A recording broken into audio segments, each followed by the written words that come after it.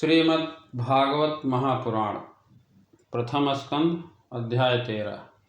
विदुर जी के कहने से धृतराष्ट्र और गांधारी का वन में जाना। सच्चिदानंद रूपाय विश्योत्पत्त्यादि हेतवे तापत्रय विनाशाय श्री कृष्णाय वयं नमः। जय श्री कृष्ण। महात्मा विदुर महर्षि मैत्रेय से आत्मज्ञान प्राप्त करके हस्तिनापुर लौट आए। इच्छानुसार सारे ज्ञान अर्जित किए। महात्मा विदुर को आया देखकर धर्मराज युधिष्ठिर व चारों भाई तथा परिवार के अन्य सभी नर नारी सब के सब इतने प्रसन्न हुए मानो मृत शरीर में प्राण आ गया हो। राजा युधिष्ठिर ने कहा, जैसे पक्षी अपने अंडों को अपने पंखों की छाया में रखकर पालते पोसते हैं, उसी प्रकार आपने बड़े ही वात्सल्य भाव से हम लोगों को पाला पोसा है। बार बार आपने हमें और हमारी माता को विषदान लाक्षागृह से बचाया है। क्या आपने कभी हम लोगों को याद करते थे? आप पृथ्वी पर विचरण करते समय कैसे अपना जीवन निर्वाह किया, किन किन तीर्थों का सेवन किया। आप जैसे भगवान के भक्त स्वयं ही तीर्थ स्वरूप होते हैं। आप लोग अपने हृदय में विराजमान भगवान के द्वारा तीर्थों को भी महातीर्थ बनाते हुए विचरण करते हैं। महात्मा विदुर जी ने तीर्थों और यदुवंशियों के संबंध में जो कुछ देखा, सुना और अनुभव किया, सब क्रम से बता दिया। केवल यदुवंश के विनाश की बात नहीं बताई। महात्मा विदुर पांडवों को दुखी नहीं देख सकते, इसलिए यह अप्रिय घटना उन्हें नहीं बताई। पांडव लोग महात्मा विदुर का देवता के समान सेवा सत्कार करते थे। वे कुछ दिनों तक बड़े भाई धृतराष्ट्र की कल्याण की कामना से सभी को प्रसन्न करते हुए सुखपूर्वक हस्तिनापुर में ही रहे। विदुर जी साक्षात धर्मराज थे। मांडव्य ऋषि के श्राप से ये 100 वर्ष के लिए शूद्र बन गए थे। इतने दिनों तक यमराज के पद पर आर्यमा थे और वही पापियों को उचित दंड देते थे। राज्य मिलने के बाद लोकपाल के जैसे भाइयों के साथ राजा युधिष्ठिर परीक्षित को देखकर अपनी अतुल संपत्ति से आनंदित रहने लगे।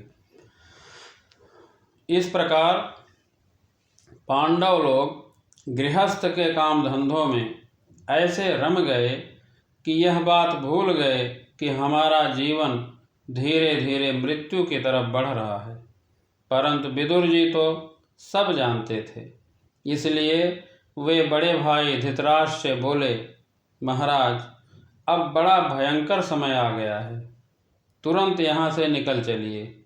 हम सभी के सिर पर काल मंडराने लगा है, जिसको टाला नहीं जा सकता। महाराज, आपके चाचा ताऊ, भाई, सगे संबंधी और पुत्र सभी मारे गए और आपकी उम्र भी अब ढल चुकी है। शरीर बुढ़ापे का शिकार हो गया है। आप पराए घर में पड़े हुए हैं। राजन, इस प्राणी को जीवित रहने की कितनी प्रबल इच्छा होती है, इसीलिए आप भीम का दिया हुआ टुकड़ा खाकर कुत्ते का सा जीवन बिता रहे हैं। उनके टुकड़ों पर पड़े हैं, जिनको आपने आग में जलाने की चेष्टा की, विष देकर मार डालना चाहा, भरी सभा में जिनकी पत्नी को अपमानित किया, जिनकी भूमि और धन छीन लिए, उन्हीं के अन्न से पले हुए प्राणों को रखने में क्या गौरव है? और आप अब भी जीना चाहते हैं। राजन, आपके चाहने से क्या होने वाला है? पुराने वस्त्र की तरह बुढ़ापे से गला हुआ आपका यह शरीर आपके न चाहने पर भी कमज़ोर होता जा रहा है। राजन, इसमें फंसिए मत, इसकी ममता का बंधन काट डालिए। जो संसार के संबंधियों से अलग रहकर उनके अनजान में अपना शरीर त्याग करता है, वही धीर कहा गया है।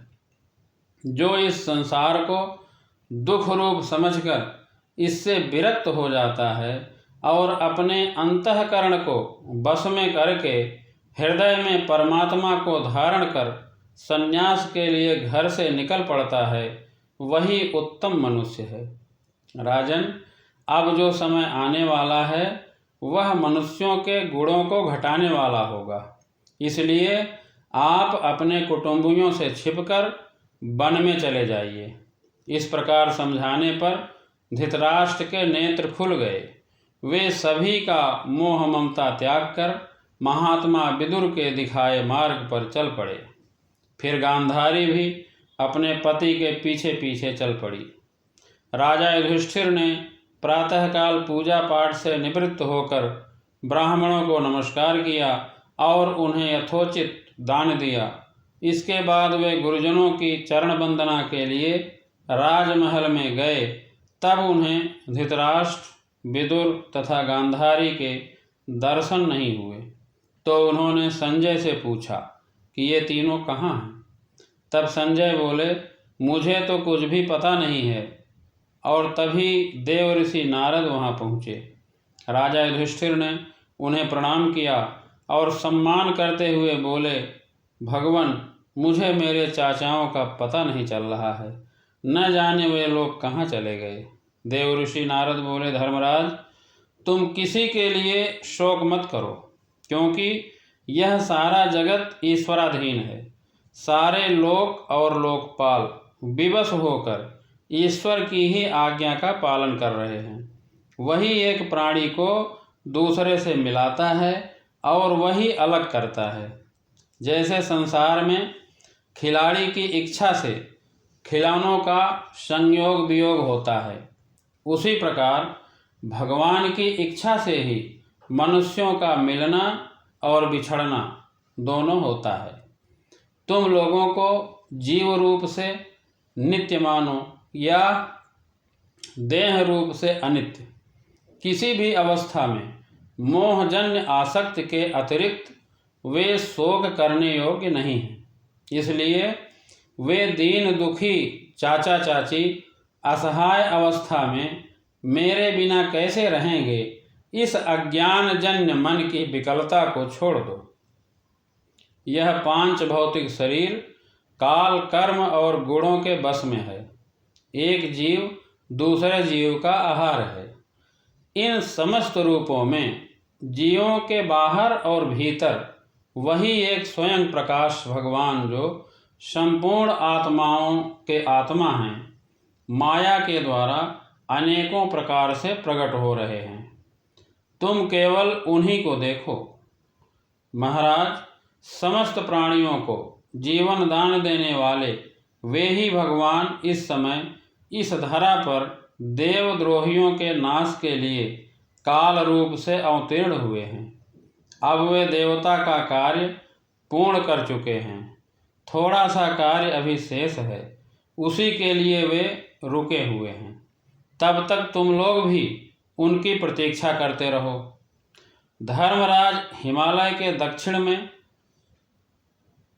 हे धर्मराज, हिमालय के दक्षिण में गंगा जी के 7 धारा, जिसे सप्त स्रोत कहते हैं, वहीं ऋषियों के आश्रम पर धृतराष्ट्र, गांधारी और विदुर के साथ गए हैं। अब उनके चित्त में कोई कामना शेष नहीं है। वे केवल जल पीकर शांत रहते हैं और त्रिकाल संध्या करते हैं। समस्त कर्मों का संन्यास करके वे स्थिर होकर बैठे हुए हैं। अतः तुम उनके मार्ग में विघ्न मत बनो। आज से 5वें दिन वे अपने शरीर का परित्याग कर देंगे। देवर्षि नारद यह कहकर वहाँ से चले गए। उसके बाद युधिष्ठिर भी उनके उपदेशों को सुनकर शोक को त्याग दिया। जय श्री कृष्ण।